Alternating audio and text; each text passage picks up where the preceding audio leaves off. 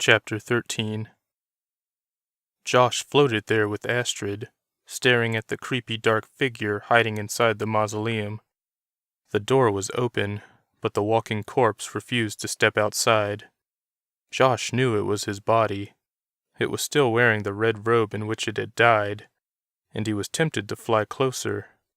At the same time, he didn't want to see how much he had decomposed. The sound of Bethel hooves drew his attention to the bottom of the hill. Anila and her entourage approached them, with Victor riding a large weed creature. Josh assumed this was the creature that provided the poison that killed his body. "Josh?" Anila called warily. "How? What?" She was clearly speechless.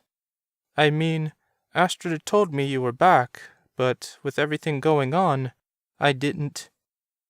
"I'm a nature demon now," he replied. "So is Astrid."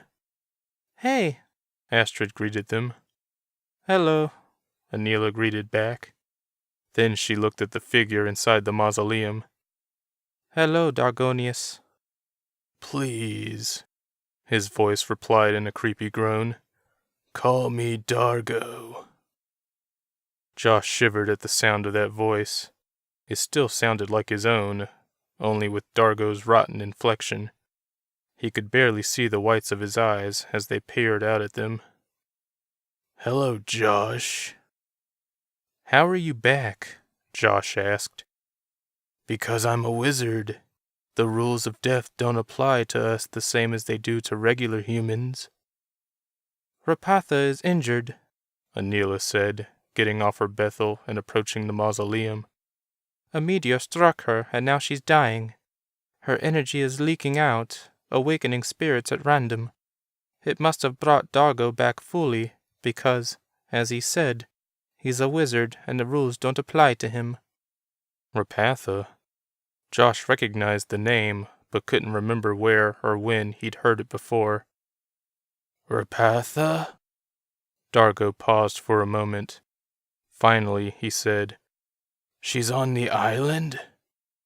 "She is the island." Dargo laughed. "How is that possible?" Thunder cracked, startling everyone. "She was hiding from Rockney and her family," Anila said. "She went to someone who happened to have something that turned her into something else. Unfortunately, she kept changing until she became a whole island." "Amazing. I knew Rapatha long ago."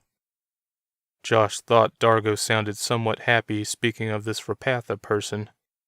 "I helped her get away from her family, away from Rockney, though I didn't know him at the time." "How?" Astrid suddenly asked. Josh had forgotten she was there. "I made a necklace for her. It suppressed her powers, gave her a mortal shell so she could walk on land. I didn't know about the transformation." "There's a necklace that can suppress the powers of a nature demon?"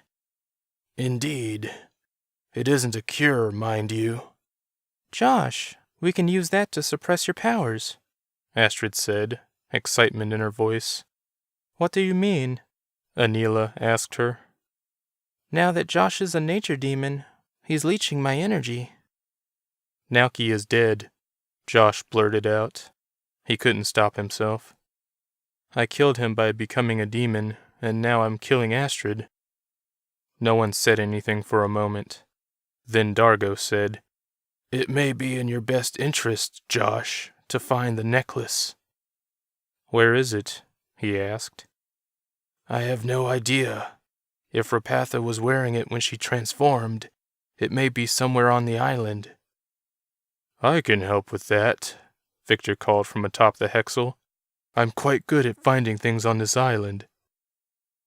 "You sure are," Astrid said with a smile. Josh knew she and Victor had gone on a quest to retrieve the poison and antidote from the hexel in order to kill Dargo.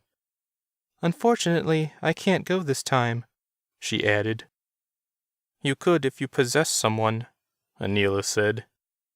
"Are you offering?" Anila laughed, but before she could reply, more thunder rumbled. The ground quaked a little as well, I should handle that, Astrid said. Josh, you and Victor should find the necklace. The sooner you find it, the better off we'll both be. Okay, Josh said, still staring at Dargo. He stared back at Josh. Dargo, Anila called. Can we trust you won't try any mischief? I am powerless, I assure you. Good. Anila turned her Bethel around, her guards following. We should return to Rapatha. Dargo, do you know of any way to help her? She needs to be healed. Duh. Josh laughed at the Queen's use of that word. He'd taught her that. How do we heal her? I don't know. I would suggest giving her some kind of energy. I won't know unless I see her. Anila appeared uncomfortable with that suggestion. If you behave, we will take you with us. I will behave, I promise. To Victor, Anila said, Can he ride with you? I suppose, the dwarf replied reluctantly. I have to handle the weather, Astrid said. Can someone take Josh? He can't touch the ground until he gets that necklace. Why is that? Josh asked. I mean, nature includes the earth, right? We'll discuss this later, Anila yelled. We have very little time. He can possess me, Rhys said. Josh was grateful to Anila's husband. Astrid guided him toward the large man. He and Rhys stared at each other, and Rhys smiled. Josh leaned forward until their foreheads touched. Josh felt like he was walking through a waterfall. A moment later, he was staring out from atop a Bethel. He looked at Anila, who looked back at him. Josh? She asked. Yes, he replied with Rhys's voice.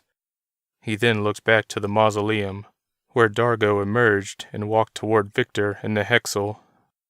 Josh could have gone the rest of his life without seeing his corpse shambling across the cemetery. His face had rotted a bit, and he looked like a walking skeleton. If Josh survived his predicament, he would have nightmares for the rest of his existence.